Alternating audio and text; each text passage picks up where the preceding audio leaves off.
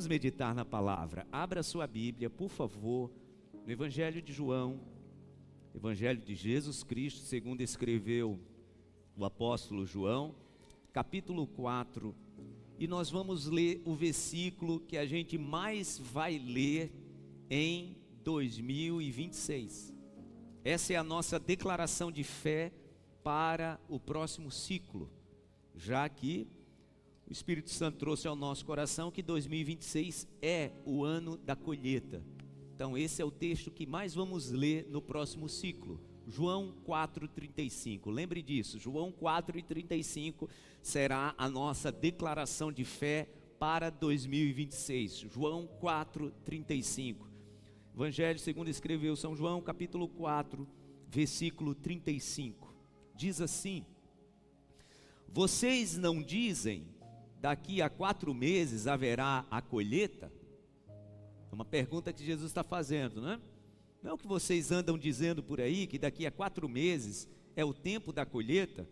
Vocês não dizem, daqui a 4 meses haverá a colheita?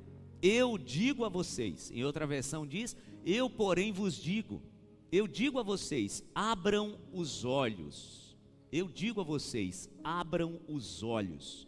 Abram os olhos. E vejam os campos, eles estão maduros para a colheita. Amém. Deixa a sua Bíblia aberta aí, por favor. Nós vamos voltar algumas vezes para esse texto. Nós precisamos entender, irmãos, o contexto que Jesus está fazendo essa declaração.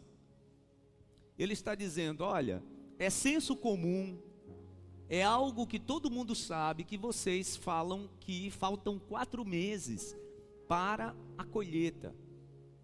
Mas eu quero dizer para vocês que a colheita já é agora, só falta vocês abrirem os olhos. Vocês precisam enxergar isso. É interessante porque Jesus ele está falando sobre o tempo das coisas. Jesus está falando sobre a necessidade de uma percepção diferente sobre o tempo das coisas. As pessoas, no senso comum de Israel, estavam pensando, olha, a colheita vai acontecer só daqui a 4 meses. E Jesus está dizendo, abram os olhos. Vocês precisam ter uma percepção diferente sobre o tempo das coisas. Só que para isso a gente precisa compreender o contexto. Tem uma história nesse contexto, e essa história está em todo o capítulo 4 do Evangelho de João.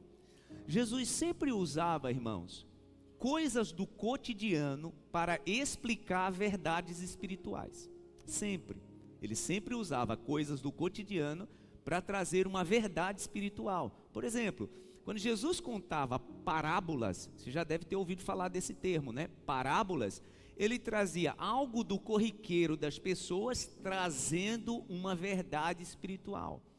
Quando ele traz a parábola do filho pródigo, ele traz uma problemática em uma família, vocês lembram, né? O filho que vai lá e pede a herança ao pai, gasta tudo. Ele conta essa história e nessa história ele traz uma verdade espiritual. Quando ele traz a parábola das 10 virgens, que 5 eram prudentes e 5 eram nécias, ele traz uma problemática acontecendo dentro de um casamento e ele então traz uma verdade espiritual. Quando ele traz a parábola da semeadura, né? Olha, o semeador saiu a semear. Uma parte da semente caiu à beira do caminho, outra parte da semente caiu entre as pedras, outra parte da semente caiu entre os espinhos, outra parte da semente caiu numa terra boa. Ele estava falando sobre algo que era natural para qualquer judeu entender. Todo mundo sabia o que era uma semeadura. Então, nesse momento aqui, ele também está trazendo algo que era visível aos olhos de todos, para trazer uma verdade espiritual. Ele estava dizendo, vocês olham para os campos hoje e vocês percebem o seguinte, pelo menos é a verdade que vocês têm agora, de que a colheita só vai acontecer daqui a 4 meses. Eu vou trazer outra verdade para vocês, abram os olhos. A colheita já está pronta. Naquela época, gente, a colheita mais importante para os judeus, a verdade eram duas, né? A colheita de trigo e a colheita de cevada. Por quê? Porque era o meio de sobrevivência daquele povo. Todo mundo se alimentava do resultado do trigo e da cevada. As pessoas menos abastadas, elas comiam pão de cevada. E as pessoas mais abastadas comiam pão de trigo, como nós comemos hoje. Então ficava todo mundo na expectativa de que a colheita fosse próspera, porque disso dependia a sobrevivência de todos. Então todo mundo ficava de olho na colheita. Olha, daqui a 4 meses não vai faltar. Nós temos comida para o próximo inverno. No inverno não se plantava.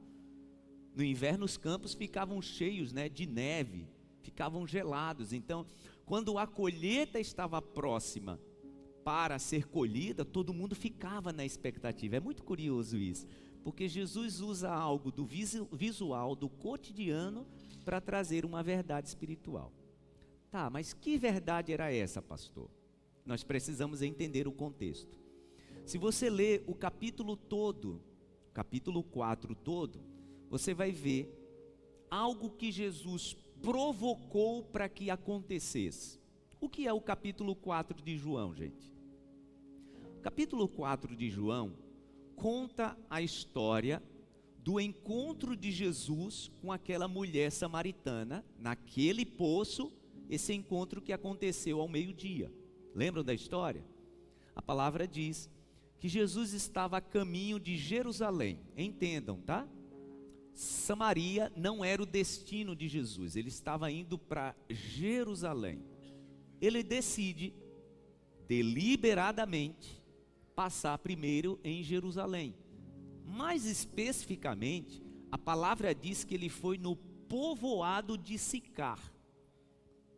Que povoado era esse? Um povoado da terra dos samaritanos. A palavra diz que foi em Sicar que séculos antes Jacó, o patriarca Jacó, tinha cavado um poço. E desse poço, ele, seus filhos, seus rebanhos tinham tomado daquela água. Aquele poço permanecera e agora, séculos depois, as pessoas que eram samaritanas, daquele povoado específico, Sicar, tomavam da água daquele poço. Lembrem que eu estou falando de um contexto que as pessoas não tinham água encanada em casa, tá, gente? Então as pessoas não tinham torneira como nós temos hoje. As pessoas não tomavam um banho de chuveiro como nós tomamos hoje. Toda a água para consumo humano era do poço. E quem tinha a função de pegar a água, na cultura da época, sempre eram as mulheres. As mulheres traziam a água, abasteciam a casa com água, tanto para beber, quanto para lavar os pratos, lavar a casa e também para tomar banho. E as mulheres faziam isso ou de manhã logo cedo, ou faziam isso no final da tarde. Por quê, pastor? Por causa do sol. Imagina, a gente já está sofrendo aqui nesse início de verão com o sol que está, né? No sul do Brasil, a temperatura está batendo mais de 40. Vi relato essa semana de mais de 1000 pessoas que foram hospitalizadas por causa do calor. Agora imagina isso lá no Oriente Médio. As mulheres iam pegar água ou de manhã cedinho ou no final da tarde. A palavra diz que Jesus era perto de meio-dia, hora do almoço. Jesus está indo para Jerusalém, decide pegar um outro caminho, vai até esse povoado. Na hora do almoço ele manda os seus discípulos irem pegar comida. Interessante que sempre que Jesus tinha uma missão assim de pegar comida, preparar alguma coisa para a refeição, ele sempre mandava 2. Sempre, quando a gente olha os relatos, sempre mandava 2, o restante ficava com ele. Mas nesse momento, especificamente, a palavra diz que ele manda todos. Fica sozinho. Por quê? Porque havia uma estratégia no seu coração. Ele então chega naquele povoado e a palavra diz que ele senta naquele poço, sozinho. e fica esperando alguém. E ele estava esperando alguém. A palavra diz que está vindo uma mulher pegar água. Mas lembra o que eu disse? Esse não era o horário das mulheres pegarem água. Mas aquela mulher especificamente foi pegar água no horário menos provável, meio-dia. Se você ler o capítulo todo, você vai ver esse detalhe. Eu quero encurtar a história porque eu sei que você já conhece. Se você não conhece, depois você vai ler o capítulo todo para ver esses detalhes. Jesus puxa a conversa quando a mulher chega, pedindo a ela água. A mulher, que era samaritana, corta a conversa, porque naquela época existia uma briga de séculos. Isso já se arrastava há séculos, uma briga entre judeus e samaritanos. Judeu não falava com samaritano, apesar de serem família, tá? Eu quero bater muito nessa tecla nessa manhã. Apesar de serem família, eles não se falavam. Essa guerra, essa briga tinha começado lá atrás. Porque a palavra diz que os samaritanos, eles meio que perderam a tradição dos judeus. Se casaram com outras pessoas, isso ainda lá atrás, no cativeiro da Babilônia. E essa situação familiar fez com que eles se separassem. Isso se agravou quando a briga religiosa entrou. Porque os judeus começaram a dizer que a forma correta de adorar a Deus era só no templo em Jerusalém. E por uma questão de birra e de briga, os samaritanos começaram a dizer que a forma correta de adorar a Deus era num monte que existia em Samaria, chamado Monte Gerizim. Então já havia uma situação conflitante, que ficou pior quando entrou a questão religiosa. Judeus dizendo, adora a Deus de forma correta em Jerusalém. Samaritano dizendo, adora a Deus de forma correta aqui no Monte Gerizim. Isso foi passando de pai para filho, de pai para filho, em séculos. Por isso que quando Jesus se encontra com aquela mulher na beira daquele poço, quando ele pede a ela água, ela rebate Jesus. Como é que pode você, judeu, pedir água para mim? Eu que sou samaritana. Ela não queria conversa, né? Então a conversa se intensifica, Jesus começa a falar com aquela mulher, e a mulher rebatendo, e Jesus tenta falar, e a mulher rebatendo, até que Jesus revela algo da vida dela que só ela sabia. Que tinha a ver com um conflito pessoal, uma batalha da alma, dos sentimentos. Que tinha a ver com os relacionamentos que a mulher tivera. A mulher tinha um conflito pessoal e emocional, onde ela tentava encontrar ou encontrar-se através dos seus relacionamentos. Chega um momento da conversa, você vai ler, que Jesus oferece para ela dizendo, olha, quem beber dessa água aqui desse poço, vai voltar a ter sede. Agora quem beber da água que eu der, nunca mais terá sede. Aí a mulher diz para ele, então eu quero essa água. Uma água que você bebe uma vez e nunca mais você tem sede. Aí Jesus diz para ela, vá chamar seu marido. Ela diz, eu não tenho marido. Ele então diz, você falou certo. Hoje você não tem marido, mas você já teve 5. E aliás, hoje você está com alguém que nem é seu marido. Ou seja, Jesus escancara o coração daquela mulher dizendo, o seu problema é emocional. Você está correndo atrás das pessoas para ver se você se encontra. O seu problema é na alma, você está correndo atrás de alguém para ver se em alguém você se encontra. Você precisa primeiro se encontrar em você mesma. E quando Jesus revela isso particular da vida da mulher, ela então diz o que para ele? Agora eu percebo que o Senhor é um profeta. E nós sabemos que quando o Messias chegar, Ele vai tirar todas as dúvidas. Ele vai sanar todos os nossos questionamentos. Então Jesus diz para ela, eu sou o Messias. É curioso, gente, porque é a primeira vez em todo o tempo do seu ministério que Jesus revela a alguém que ele era o Messias. Que curioso, né? Jesus escolheu exatamente aquela mulher. Eu gosto dessas coisas de Deus. Deus poderia ter dito isso para os seus apóstolos. Poderia ter dito isso numa conversa com os fariseus e sacerdotes. Não, foi naquela conversa. Ele disse para aquela mulher: eu sou esse Messias. Todo mundo está esperando, eu sou ele. A mulher fica num desespero de alma tão grande, gente, que ela vai embora. Ela queria avisar para todo mundo. A palavra diz que ela volta para o povoado e ela continua a sua missão agora, dizendo: olha, eu encontrei aquele que falou tudo da minha vida. Ela fez um reboliço. Ela causou um alvoroço no povoado onde ela morava. A palavra diz que isso resulta em a maior parte das pessoas do povoado virem para o poço. Ou seja, a estratégia de Jesus deu certo. Ele queria provocar isso, né?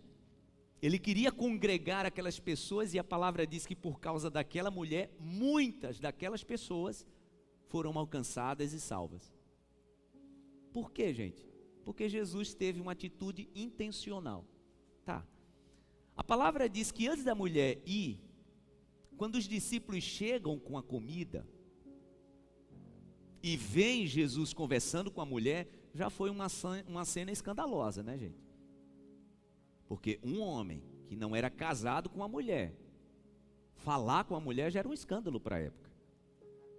O escândalo maior é porque Jesus era judeu e a mulher era samaritana. A palavra diz que os discípulos chegam, olham para a cena, se escandalizam com isso, mas não comentam nada com ele. Apesar, quando você lê o texto, você percebe, eles queriam perguntar a Jesus alguma coisa. Jesus, como é que você está conversando com essa mulher?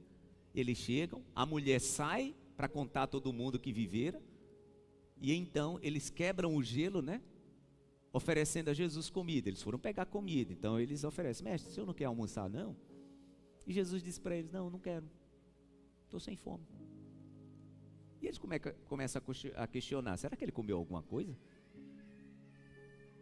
Ele então responde para os seus discípulos: a minha comida e a minha bebida é fazer a vontade do meu Pai. Ou seja, ele está dizendo: eu me completo com isso que vocês viram eu fazendo agora. O que vocês viram agora é o que completa a minha vida. Esse é o meu propósito de vida, alcançar as pessoas. E eu penso que quando chegou a multidão do povoado é que os discípulos entenderam, né?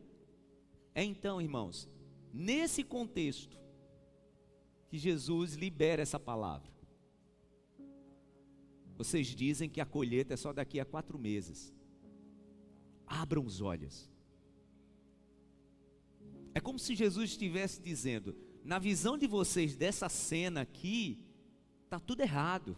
Eu nem deveria estar conversando com essa mulher. Só que esse momento aqui é uma oportunidade que Deus está nos dando de alcançar e salvar várias pessoas desse povoado. Abram os olhos. Eu penso, irmãos, que as maiores oportunidades da nossa vida a gente perde porque a gente não consegue abrir os olhos para coisas óbvias que Deus está nos mostrando. Assim como aqueles discípulos. Eles estavam tão presos a um padrão visual estabelecido que Jesus ter aquela conversa com aquela mulher era chocante. E ele estava dizendo para eles: ei, mude a visão. Eu falava isso no culto às 7 da manhã. Tem muitas pessoas, irmãos, que estão vendo muitas coisas, mas percebendo poucas coisas. Porque há uma diferença, tá? Tem gente que está vendo, mas não está percebendo. Eu tenho falado sobre isso desde o início dessa nossa série, falando sobre colheita. Os olhos são os maiores inimigos de uma visão. Aquilo que a gente está vendo, aquilo que a gente está percebendo no momento que estamos vivendo, é isso que pode estar atrapalhando Deus de realizar na nossa vida o que Ele quer realizar. Por quê? Porque a gente às vezes está preso no que os nossos olhos estão mostrando. Por isso que Jesus dá essa ordem: abram os olhos. É interessante como a gente usa essa frase, né, gente, para muita coisa. Por exemplo, quando alguém de fora está percebendo que um casamento está em risco porque alguém não está enxergando. Já viu como essa frase é aplicada? Rapaz, abra o olho, senão você vai perder seu casamento. Rapaz, abra o olho, senão você vai perder sua família. Rapaz, abra o olho, senão você vai perder sua mulher, senão você vai perder seu marido. Quantos filhos não já ouviram essa frase da mãe e do pai? Rapaz, abra o olho com fulano, ele não é seu amigo. Rapaz, abra o olho com aquela pessoa, ela não é confiável. Por quê, gente? Que essa frase, ela tem que ser recepcionada por nós nessa manhã de forma muito intrigante e séria. Porque tem coisas que a gente está vendo, mas a gente não está percebendo. Porque às vezes a percepção, olhe para mim, a percepção do nosso coração é resultado apenas de uma visão dos nossos olhos. Por que que um pai e uma mãe precisa dizer para um filho e para uma filha, abra o olho, aquela pessoa não é uma boa amizade para você? Por quê? Porque esse filho e essa filha pode estar enxergando, mas não está percebendo. É o que Jesus está trazendo aqui. Ele está dizendo, o padrão religioso de vocês faz vocês olharem para os samaritanos apenas como inimigos. Abram os olhos. Deus está gerando uma nova oportunidade. Abram os olhos. É alguém que chega para outra pessoa e diz assim, olha, abra o olho, rapaz, a empresa não está bem. Abra o olho, você não está vendo que a empresa está sob risco? Você não está vendo que os balancetes da empresa estão mostrando há tempo que a gente precisa fazer alguma coisa, cortar gasto, cortar custo. Só que entenda, tá? Tem gente que está olhando para a planilha, mas não está percebendo. Porque o abrir o olho, irmãos, é um outro nível de visão. Repito, os olhos são os maiores inimigos de uma visão, principalmente visão de futuro. Tem pessoas que não estão enxergando que uma amizade pode ser o prenúncio de uma tragédia dentro de um casamento. Por exemplo, quantas vezes a esposa está dizendo para o marido, olha, você não está percebendo não que fulano não é amigo? Isso pode trazer problema para o nosso casamento. Abra seu olho. Você não está percebendo não que aquele seu primo é uma péssima influência para você? Abra seu olho. A minha mãe e minha avó diziam que conselho, se fosse bom, a gente não dava, a gente vendia, né? O conselho de abra o olho deveria ser tomado com mais seriedade por algumas pessoas. Porque até no mundo espiritual, irmãos, quando a gente não abre os olhos, a gente não consegue perceber coisas que para outras pessoas, com outra elevação espiritual, está sendo algo claro. Toda grande colheita, irmãos, ela chega na vida de pessoas que abrem os olhos e percebem, e tem uma perspectiva dos céus na sua vida. Quem está sendo guiado apenas pelos olhos do coração, cuidado, porque a palavra diz que o coração é mais enganoso que todas as coisas. Quem o conhecerá? É assim que diz a palavra de Deus, que o coração é mais enganoso que todas as coisas, e tem pessoas que não estão com os olhos abertos, como Jesus disse, abra o olho, para perceber que a colheita já está pronta. Vocês estão muito apegados a padrões religiosos, e vocês estão muito apegados também a esse conflito familiar de tanto tempo. Esse era o problema, né? Entre judeus e samaritanos. Qual era o motivo dos discípulos estarem escandalizados com a conversa de Jesus com aquela mulher? Não era só porque era um homem conversando com a mulher, é porque era uma samaritana, é porque era um judeu.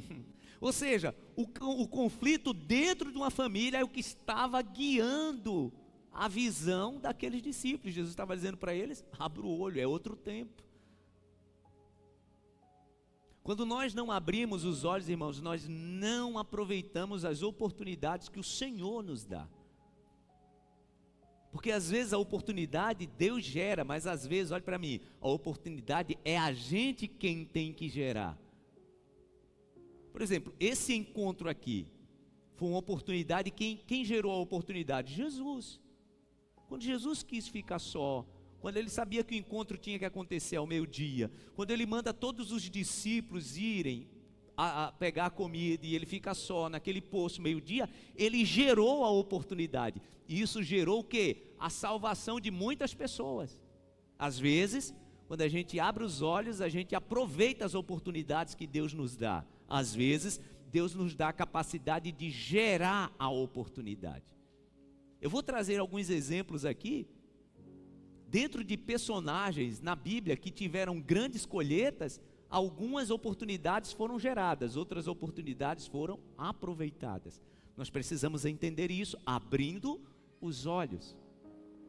Porque às vezes, preste bem atenção, Deus está gerando grandes oportunidades assim, passando na nossa frente. Usar um termo muito atual, né? Passando na nossa timeline. Deus está fazendo assim oportunidades e a gente está tão focado, né? Na última intriga, no último resquício de ressentimento. E a gente não está aproveitando a oportunidade. Olha que coisa curiosa, né? Nesse momento, naquele poço, Jesus estava trazendo a reconciliação de dois povos que vinham da mesma família, que estava há tanto tempo conflitando. Jesus está trazendo reconciliação. Por quê?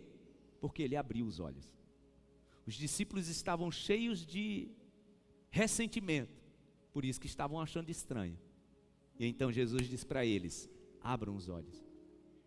Às vezes nós estamos olhando, irmãos, muito para as situações. A gente está olhando às vezes muito para os conflitos. Não, eu acho que não é agora. Eu acho que não é o tempo de chamar para aquela conversa. Eu acho que isso tem que esperar mais um pouquinho. Eclesiastes capítulo 11, versículo 4 diz: quem observa o vento não plantará, e quem olha para as nuvens não colherá. Em outra versão diz assim: quem fica observando demais o tempo vai achar, não é esse o momento agora, eu acho que é depois. Quem fica olhando demais para a nuvem vai dizer, eu acho que hoje não dá não, vai chover. Sempre esperando a ocasião propícia. Quando às vezes a oportunidade Deus está mostrando em uma ocasião que parece não ser propícia. Aquele parecia não ser o tempo de Deus conciliar judeus e samaritanos, mas Jesus criou a oportunidade. Quem fica observando demais e não abre os olhos, né? Não enxerga as oportunidades de Deus. Quem sabe, Deus já gerou a oportunidade de uma reconciliação entre amigos, de uma reconciliação familiar. Quem sabe Deus já gerou a oportunidade sobre a tua vida, desse negócio, desse empreendimento, ele já tomar outro rumo, para que haja outras alianças. Abra os olhos. Quando eu estava meditando nessa palavra ontem, me veio ao coração, gente, vários momentos de história da Bíblia, de pessoas que tiveram grandes colheitas, porque estavam com os olhos abertos, para aproveitar a oportunidade. E sempre foi assim, essa pelo menos foi a minha observação. Sempre que a gente olha um grande personagem da Bíblia, é alguém que estava com os olhos abertos e não deixou a oportunidade passar. Eu coloquei aqui vários. Quando você for assistir essa mensagem lá no nosso canal do YouTube, no nosso app, lá no aplicativo, a gente sempre coloca o esboço do jeito que ele está aqui. Então você vai ver que eu coloquei vários exemplos. Mas eu quero trazer 3, rapidamente. 3 exemplos de pessoas que estavam com os olhos abertos e não deixaram a oportunidade passar. Primeiro deles, lembra daquela história que a Bíblia conta que Pedro andou sobre as águas? Aquilo que a gente observa na história da humanidade, só 2 andaram sobre as águas, né? Um foi Jesus e o outro foi o que pediu para andar. Mas sabe por que Pedro andou sobre as águas? Porque ele não deixou passar a oportunidade. Vocês lembram da história? A palavra diz que Jesus tinha ido para o monte orar e ficou lá até mais tarde, ficou de madrugada, os discípulos estavam no barco e então Jesus decide fazer algo inusitado. Vinha andando sobre as águas encontrar os discípulos.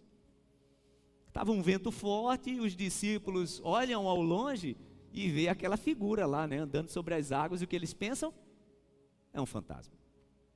É uma assombração. A gente costuma dizer aqui no Nordeste, é um mal-assombro. É um mal-assombro. E eles começam a gritar, é um fantasma, é um fantasma. Só que era Jesus vindo.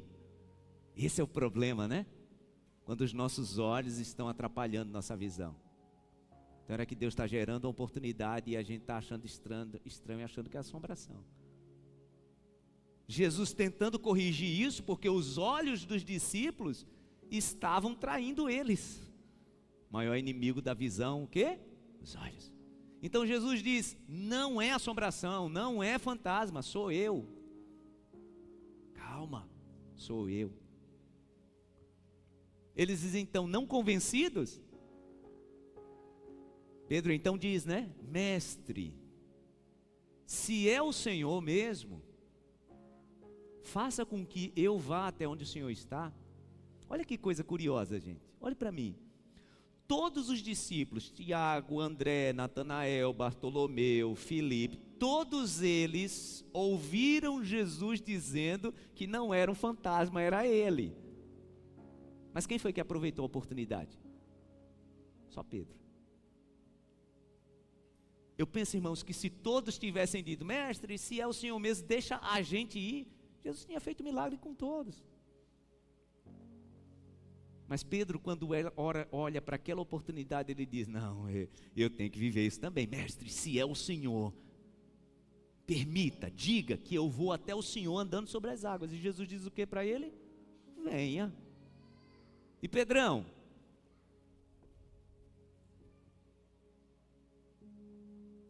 E começa a andar sobre as águas. Por que ele anda? Porque não deixou passar aquela oportunidade. Todos os outros discípulos não aproveitaram. E agora está Pedro andando sobre as águas, olhando para Jesus. O resto da história nós conhecemos, né? Que tem um momento que ele vacila, olha o vento, percebe a fúria do mar, então vai afundando. Mas eu quero chamar a sua atenção para esse momento. Que Pedro pensou, quando que eu vou ter na minha vida, quando que eu terei na minha vida a oportunidade novamente de andar sobre as águas? É só agora, então eu vou pedir agora. Quantas vezes, irmãos, nós não estamos pedindo a Deus a coisa certa na hora certa? Exatamente porque os nossos olhos não estão abertos. Pedro estava com os olhos abertos percebendo, é a oportunidade da minha vida. Nunca mais alguém vai viver essa oportunidade de pedir para Jesus para andar sobre as águas. Não, sou eu. E Jesus diz o que para ele? Pode vir. E está Pedro agora andando sobre as águas. Por quê? Porque aquele era o momento. Aquela era a oportunidade. Nós estamos contando isso hoje, domingo pela manhã, 11h25 da manhã.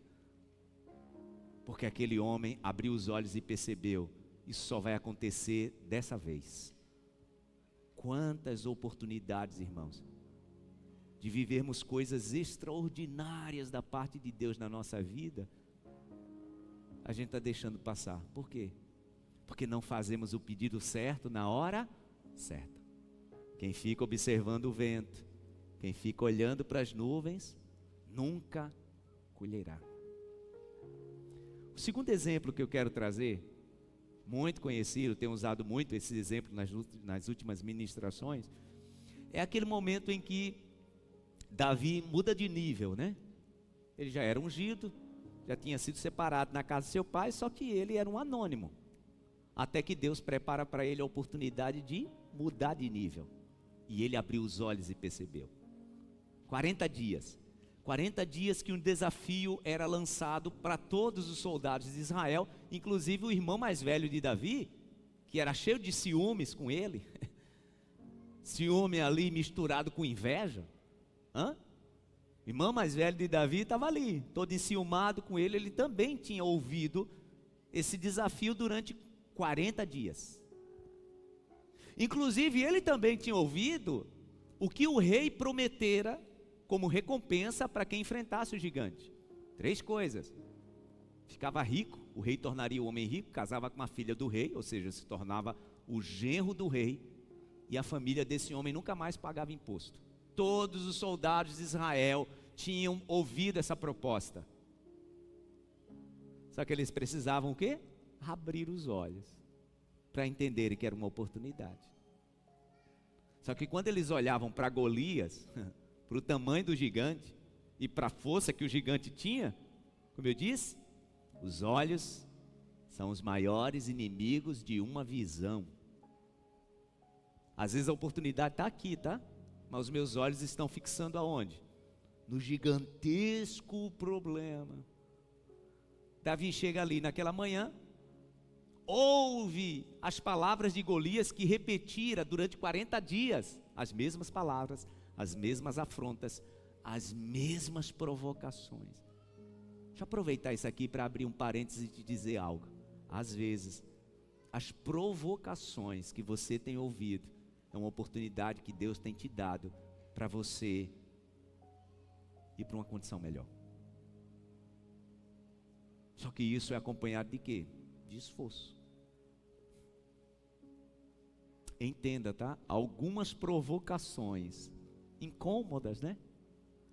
Na minha vida, gente, eu já vivenciei muitas provocações que na hora os meus olhos se abriram e perceberam: opa, na verdade Deus está me conduzindo para que os meus olhos olhem para outra direção. Continuar aqui parecia confortável. Continuar nessa condição não exigiria de mim nenhum preço. Estava tranquilo, fica aqui, está tranquilo. Vocês lembram da missão de Davi naquele dia? Ele só foi ali, tá, gente, para levar comida para os irmãos, um presente para os comandantes e saber notícia dos irmãos e voltar para casa. Essa era a missão de Davi naquele dia. Só que quando ele chega lá, ele está percebendo e está diante da maior oportunidade da sua vida. Ele só tinha que fazer uma coisa: era derrubar o gigante. Só isso. Diga para a pessoa do seu lado: era só isso, só derrubar o gigante. Diga: só precisava derrubar o gigante. Você entende por que muitas pessoas não aproveitam as oportunidades de Deus? Porque antes da grande colheita tem o quê? Derrubar o gigante. E é ruim, né, gente, sair da condição confortável, cômoda. Só que esse é o prenúncio da colheita. Sabe quem conhecia Davi antes daquela manhã ali, daquele dia? Ninguém, só o seu irmão. A palavra diz, gente, que quando Davi saiu para enfrentar Golias correndo, o rei perguntou para o seu comandante: Abner, quem é esse menino aí? Quem é o pai dele? Só que deixa eu contar um negócio para vocês. Davi já trabalhava para Saul faz tempo. A palavra diz que ele tocava harpa para Saul sempre, ali na sala do trono. O menino estava tocando harpa para o rei, gente, fazia tempo. O rei nem sabia quem ele era. Era só um funcionário. Por isso que quando Davi corre para enfrentar Golias, girando a funda, né, que acertaria a pedra em Golias, o rei que via aquele menino ali, mas não sabia quem era ele. Não sabia quem era ele. Então ele pergunta para Abner: Abner, esse menino aí, quem é o pai dele? E o Abner responde para o rei: olha, eu não sei quem é, eu vou procurar saber. Mas o menino já estava no palácio faz tempo, gente. E ele era o tocador oficial para o rei se acalmar. Como se explica isso, gente? Deixa eu te dizer, quando nós abrimos os olhos para as grandes oportunidades, e obviamente que o Senhor é quem vai nos dar a condição de derrubar os gigantes, nós estamos nos preparando para uma grande colheita. Quando Davi ouve aquelas provocações, quando Davi fica inconformado com o que Golias está falando, quando Davi diz: eu não posso suportar isso, o seu coração se desperta de outra maneira, né? Às vezes, irmãos, nós estamos vivendo debaixo e dentro de uma condição que não é a condição que nós merecemos dentro do propósito de Deus. Mas a gente está submetendo porque a gente está dizendo: o que é que eu posso fazer? Se eu fizer qualquer movimento aqui, eu vou para onde? Era o que os soldados de Israel estavam falando durante 40 dias. A gente vai fazer o quê? Olha o tamanho do homem. Davi chega naquela manhã e diz: não posso aceitar isso. Pode dizer para o rei que hoje chegou alguém que vai enfrentar Golias. Abriu os olhos, né? É a oportunidade da minha vida. O resto da história você já conhece e eu já quero parar por aqui. Ele vai, enfrenta o gigante, derruba, o vence, o mata. Sabe qual é a música que a palavra diz que no outro dia era cantada em Israel quando eles voltam da batalha? Saul, que era o rei, olha que coisa. Saul matou milhares, a palavra diz que é o que as mulheres cantavam pelas ruas da cidade, tocando seus instrumentos. Saul matou milhares, mas Davi matou dezenas de milhares. A palavra diz que isso encheu até o coração do rei de ciúmes, que agora todo mundo sabia quem era Davi. Mas por quê, gente? Porque Porque Davi abriu os olhos e percebeu: outra oportunidade dessa eu não terei. Daí veio sua grande colheita. Tem gente que acha que Davi só se tornou rei porque foi ungido. Não. Depois da unção que Deus nos dá, porque eu entendo, irmãos, que todas as pessoas foram separadas por Deus para viverem coisas grandiosas. Eu entendo isso, mas poucas pessoas abrem os olhos para aproveitar as oportunidades. Poucas. Todas as vezes que eu penso nisso, e antes de passar para o próximo e último exemplo, eu lembro de uma história muito linda que o pastor Ed, que é o vice-presidente da nossa igreja, né? Pastor Ed, ele sempre conta. Ele disse que estava vivendo uma situação muito delicada, e eu tenho autorização para contar, porque ele já contou esse testemunho e já me autorizou também. Estava vivendo uma situação muito delicada na sua vida familiar. Ele tinha perdido o pai. E agora ele, como filho, ele tinha a responsabilidade de cuidar da família. A família passando por uma condição financeira muito delicada. E ele diz que procurou algumas pessoas que o pai dele conhecia, que ele achava que tinha influência, para ver se conseguiu intermediar para ele trabalhar numa grande rede de supermercado. E ele tentou, ele achou, não, o conhecimento que meu pai tinha, né, favores que as pessoas deviam ao pai dele, ele achou que seria o momento intermediário ali para ele conseguir. E ele disse que encontrou muitas portas fechadas. Na última situação em que ele foi, na tentativa de emprego, ele disse: olha, eu nunca senti tanta humilhação. Ele estava olhando para aquela situação, o emprego naquela rede de supermercado, como a última salvação para o que ele e a família estavam enfrentando. Recebeu uma porta, como a gente costuma dizer, né? Uma porta na cara. Ele disse que aquilo causou no seu coração tanta tristeza. Ele se sentiu tão humilhado. É interessante, né, gente? Como as situações desconfortáveis, preste atenção no que eu vou dizer. Como as situações desconfortáveis, se nós não abrirmos os nossos olhos, nós não vamos enxergar a oportunidade. Às vezes o desconforto de um não, às vezes o desconforto de uma palavra incômoda, às vezes o desconforto de uma palavra arrogante que a gente recebeu, possa ser a porta sendo aberta de Deus para a nossa vida, para uma grande oportunidade. E quando ele recebeu aquele não, foi aí quando o seu coração começou a se mover, e obviamente ele recebeu o incentivo de alguém, quando ele decidiu fazer o concurso, para Deus colocá-lo no lugar que ele está hoje. Hoje o nosso pastor Ed, ele é tenente-coronel da polícia. Ele achou que a salvação dele e da família seria aquele emprego naquela rede de supermercado. Abrir os olhos, né, gente? Abrir os olhos faz a gente mudar de percepção. Foi o que Davi fez. Vocês lembram da história? O irmão o insultou naquele dia, antes dele enfrentar Golias. O seu líder, o rei, o insultou, disse para ele: meu filho, você não tem condições de enfrentar esse gigante. Deveria incentivá-lo, né? Não, colocou para baixo. Só que como Davi estava com os olhos abertos, ele entendeu: nada disso vai influenciar na minha decisão. Eu já estou certo, eu vou enfrentar esse gigante e eu vou derrotá-lo. Olhos abertos.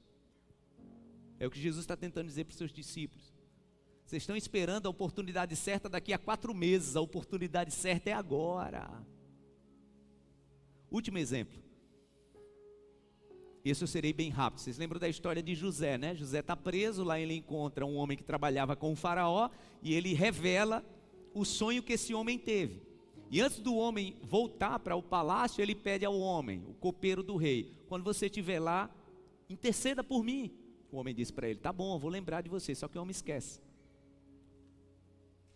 Ficou mais ou menos 2 anos mais na prisão.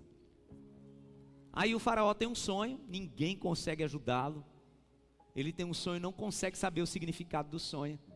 Até que o homem que estava levando a taça para ele, né, o copeiro, Disse para ele: olha, eu lembro. Há algum tempo eu estava na prisão, o senhor lembra?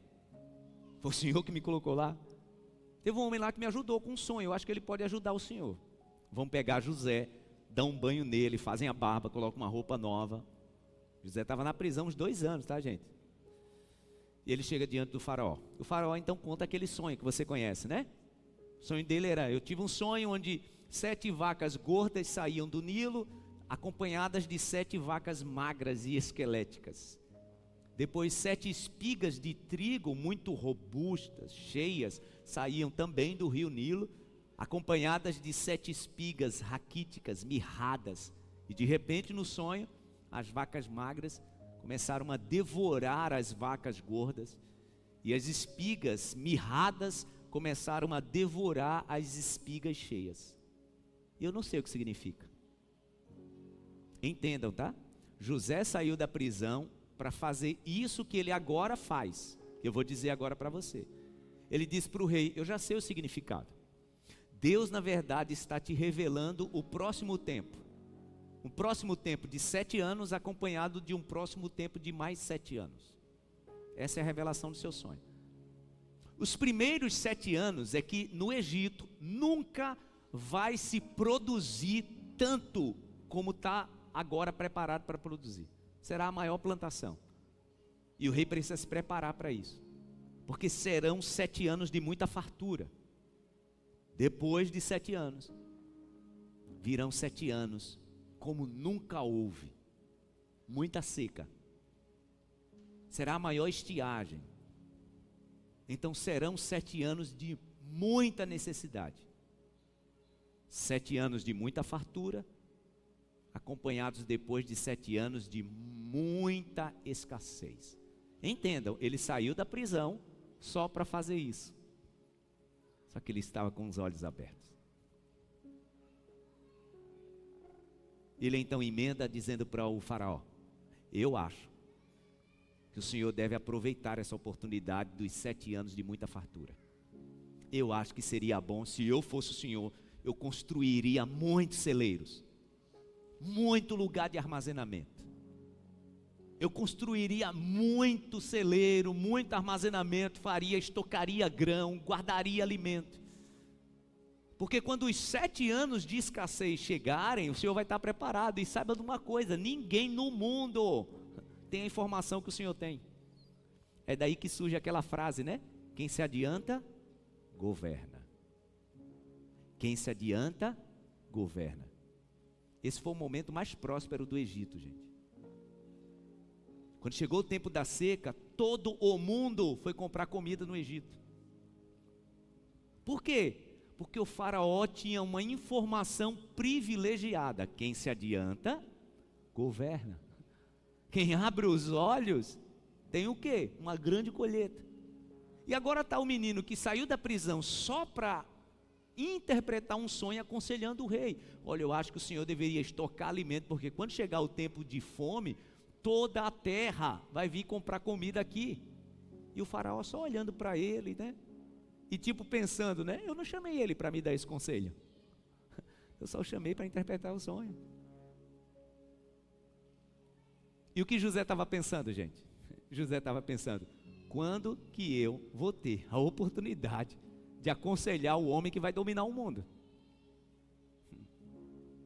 E o faraó está olhando para ele e pensando: quem é que eu posso ter do meu lado com a visão mais ampla que esse menino aí? Interessante, né?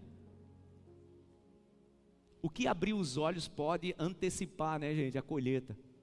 Então o faraó disse para ele: quem dos meus conselheiros seria o mais adequado para estar do meu lado nesse tempo aí de fartura? Quem eu poderia confiar a administração do Egito a não ser você?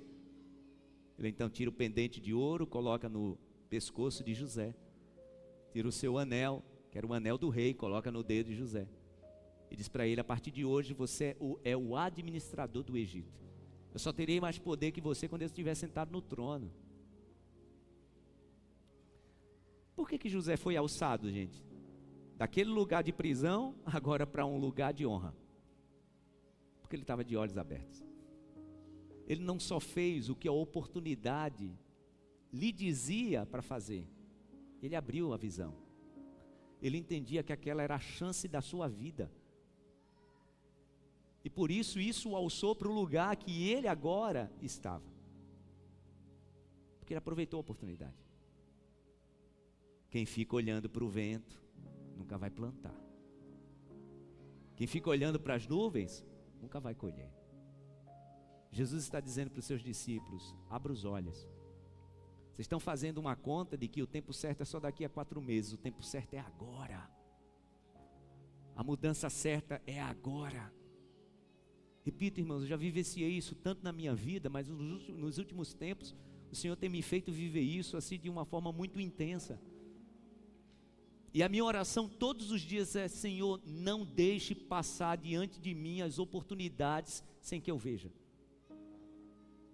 Quando eu estiver anestesiado, porque deixa eu te dizer, às vezes a nossa visão ocular, o que os nossos olhos estão mostrando, tem anestesiado a nossa alma. Irmãos, quantas pessoas que ainda estão nutrindo um rancor, uma mágoa, porque a última conversa, o último episódio está anestesiando a tua alma.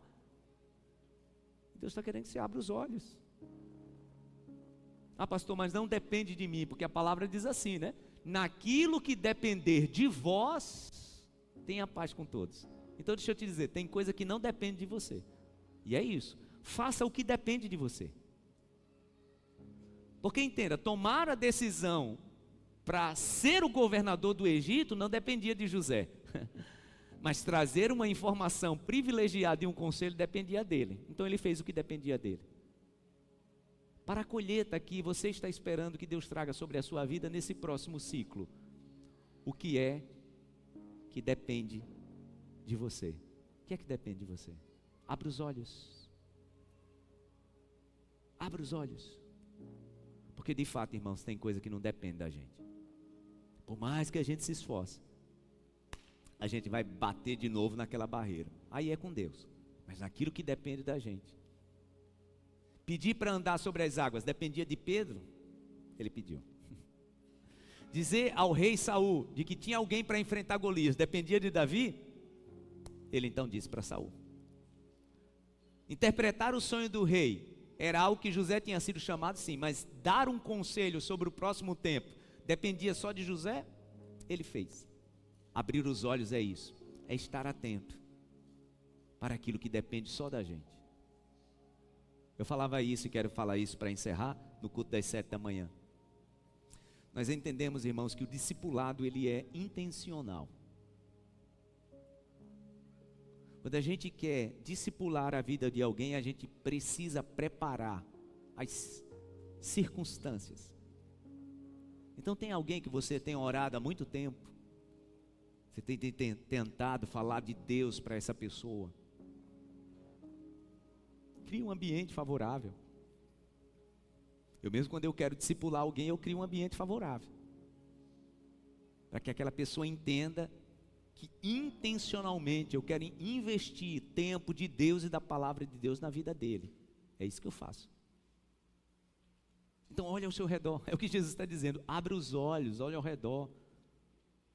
O campo está maduro, já está pronto para a colheita. Isso acontece na nossa vida espiritual, isso acontece na nossa vida emocional, isso acontece na nossa vida física, na nossa profissão. A gente observar o ambiente, foi o que José fez. Essa oportunidade só terei agora. Abra os olhos, diga para a pessoa do seu lado, abra os olhos. Fique em pé no seu lugar, em nome de Jesus.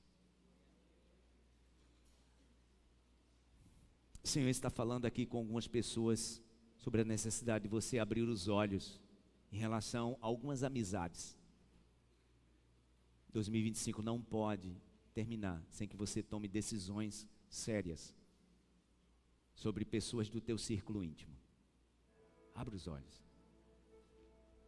Porque às vezes são essas pessoas que estão atrapalhando o Senhor de trazer o próximo momento. Sempre digo isso, quando Deus quer realizar algo grande na nossa vida, gente, ou Ele muda a nossa geografia, ou Ele muda as pessoas que estão ao nosso redor.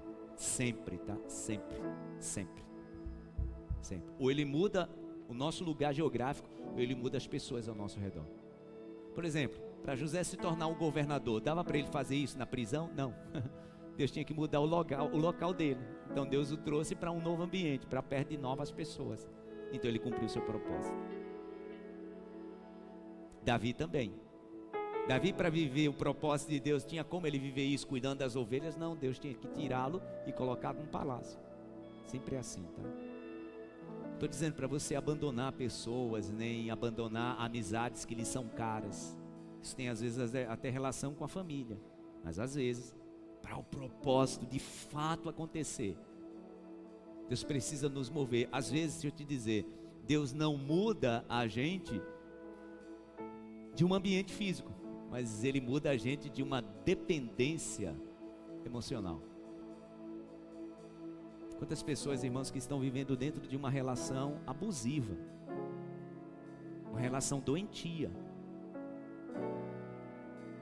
e às vezes não dá para você sair física nem geograficamente. Às vezes você precisa sair por amor à sua vida, mas às vezes você pode sair de perto emocionalmente, porque esse é o primeiro passo, sabia? Quando Deus vai nos separando e nos desvencilhando para nos fazer livres de uma situação que está nos adoecendo, pode até nos matar, Ele vai nos curando e nos fazendo ser libertos. Às vezes a gente continua até com alguém, até no mesmo ambiente, nas festas da família, às vezes vivendo até dentro da própria casa, mas o Senhor vai nos libertando. E é assim que Ele faz, para que a gente seja só dependente dEle, só dependente dEle. Fica para a pessoa do seu lado, só dependente de Deus. Só dependente de Deus. Entenda, tá? Deus nos fez para florescermos perto de pessoas abençoadas. Só que tem que ser perto de pessoas que nos abençoam. Tem que ser perto de pessoas que nos fazem ser mais abençoados. Davi está pronto para enfrentar Golias. O irmão mais velho dele está, ó, você é um presunçoso, só veio aqui para enxergar a guerra. O que é que a palavra diz? Que ele vira as costas para o irmão. Eliabe deixou de ser o irmão mais velho de Davi? Não, não deixou. Eles continuaram tendo vínculos familiares fortíssimos, mas Davi não dependia dele. Davi não dependia emocionalmente dele. Olha para ele e diz: foi o que eu fiz agora, só estou conversando. Eu gosto demais desse detalhe da história, que a palavra diz que ele vira as costas e vai perguntar sobre o seu futuro. Quer que vai ganhar mesmo quem enfrentar Golias? Isso é libertação, tá? Declare aí no seu coração que você vai entrar 2026 com teu coração completamente liberto. O Senhor quer te libertar de palavras malditas. Eu oro nessa manhã por pessoas que durante muito tempo palavras têm aprisionado a tua alma e a tua mente, até as tuas decisões, tá? Às vezes você quer tomar uma decisão e vem como flash palavras: você não pode, você não vai conseguir, você não tem condições, olha de onde você veio. E às vezes o maligno tem amplificado esse tipo de palavra na mente de pessoas, e pessoas são dependentes dessas palavras, não porque você quer, mas porque essas palavras ainda têm um poder muito grande sobre tuas decisões. O Senhor te liberta nessa manhã. O Senhor começa um processo de libertação na sua vida, porque os teus olhos estão sendo abertos. Os teus olhos estão sendo abertos, porque para a gente viver a grande colheita, a gente precisa abrir os olhos. Para abrir os olhos, a gente precisa ampliar a percepção da alma. E quando a nossa vida está presa, porque, gente, palavra maldita tem esse poder, né? De colocar uma bola de ferro enorme. A gente quer andar, mas não consegue, porque sempre é aquela palavra aprisionando. Quando o Senhor nos liberta, a gente fica livre. A gente até anda com pessoas que nos abençoam, pessoas que cooperam para o nosso bem, mas a gente não depende. A gente não depende. Toma uma decisão nessa manhã, no nome de Jesus. Diga para Ele: meu Deus, abre os meus olhos, abre os meus olhos, para eu enxergar toda dependência que não é saudável, que eu tenho nutrido no meu coração. Faça essa oração aí no seu lugar. Meu Deus, eu sei que o Senhor está nesta manhã operando milagre de libertação, no nome de Jesus. No nome de Jesus. No nome de Jesus. Pessoas estão se preparando, meu Deus, para entrar em 2026 livres, libertas, saudáveis, curadas. É importante a gente andar do lado de gente abençoada, mas nós não podemos ter dependência de ninguém, apenas do Senhor. Só dependemos de Ti, meu Deus. Só dependemos das Tuas promessas. Conviver com gente abençoada, meu Deus, é um presente dos céus, mas só dependemos de Ti. Só o Senhor não pode nos faltar. Somente o Senhor não pode nos faltar. Porque a Tua palavra diz que o Senhor, sendo o nosso pastor, nada nos falta. Então somente o Senhor, apenas o Senhor não pode nos faltar. Declaramos a nossa total dependência de Ti, meu Deus. Dependemos integralmente de Ti, meu Senhor. E queremos nos preparar para entrarmos em 2026, sim, com essa declaração: só dependemos do Senhor. Assim caminharemos, triunfantemente caminharemos, meu Deus.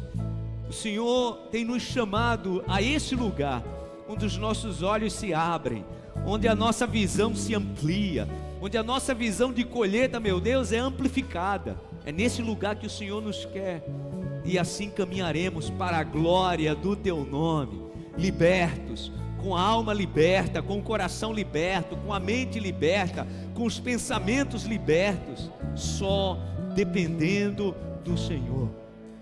Colocamos nas Tuas mãos os nossos olhos, não apenas isso, colocamos nas Tuas mãos a nossa visão para esse próximo ciclo, declarando publicamente que só dependemos de Ti. Tu és Jesus, Tu és o centro da nossa vida, nós só dependemos de Ti.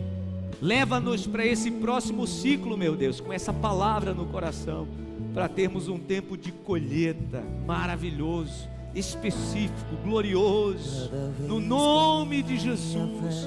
No nome de Jesus nós declaramos, meu Deus, declaramos que sim, estamos debaixo da Tua bondosa mão. Declaramos sim que estamos debaixo da Tua poderosa mão, e dela dependemos. Que as Tuas mãos se movam na nossa direção, e se movam também indicando o caminho que vamos trilhar. Vamos caminhar na Tua palavra, vamos caminhar debaixo da Tua palavra, só, tão somente dependendo de Ti, meu Deus. Entendemos assim. Faça dessa canção a Tua oração, a Tua prece. Faça dessa canção o Teu clamor nesta manhã, no nome de Jesus. Enquanto você clama, cantando, que você entregue tudo ao Senhor.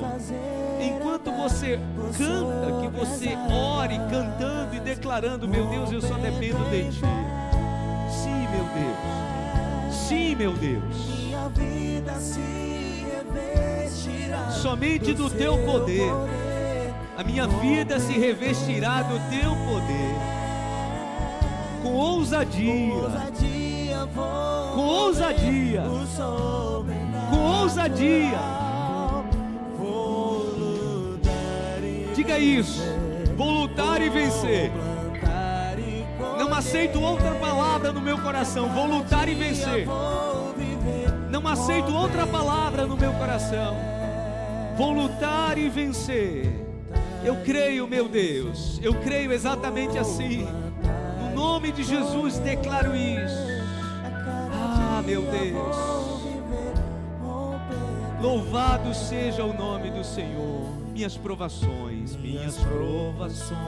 não são maiores que o meu Deus, e não vão me impedir de caminhar. Olha que declaração poderosa.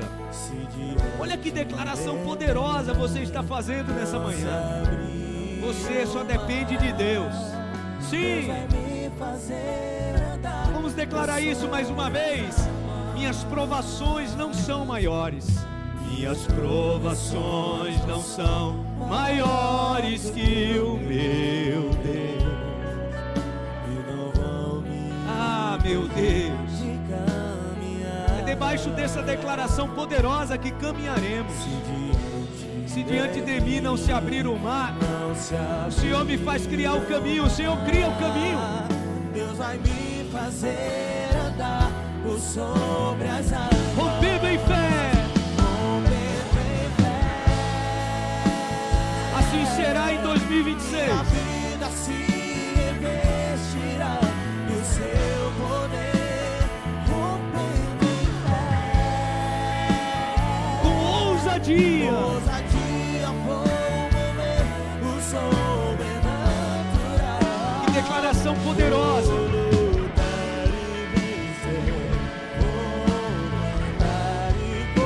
Que declaração poderosa. Declare isso pela última vez. Rompendo em fé. Minha vida se revestirá do seu. O Senhor está te municiando de coragem. O Senhor está te preparando para as próximas conversas.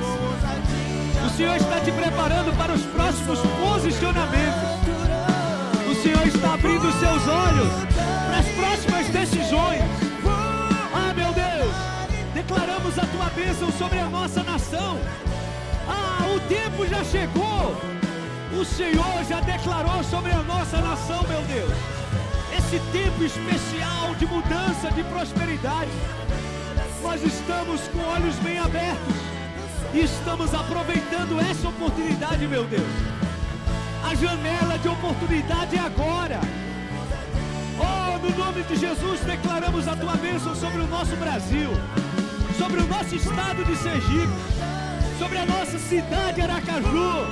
Esse tempo chegou. O Senhor preparou a oportunidade.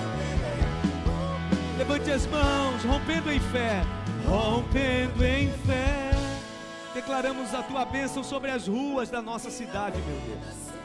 Declaramos a tua bênção sobre o estado de Sergipe, sobre o Brasil. Esse tempo chegou e não recuaremos.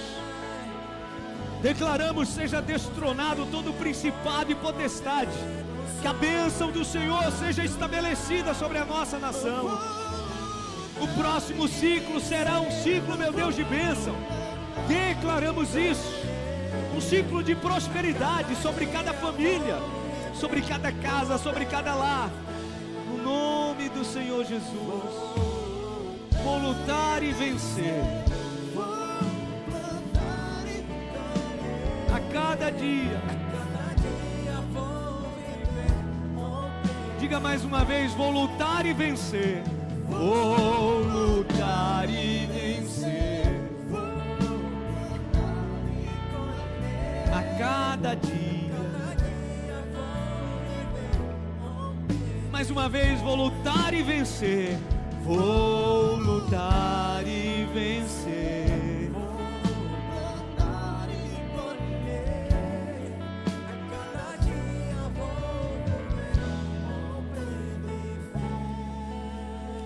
Aplauda bem forte ao Senhor.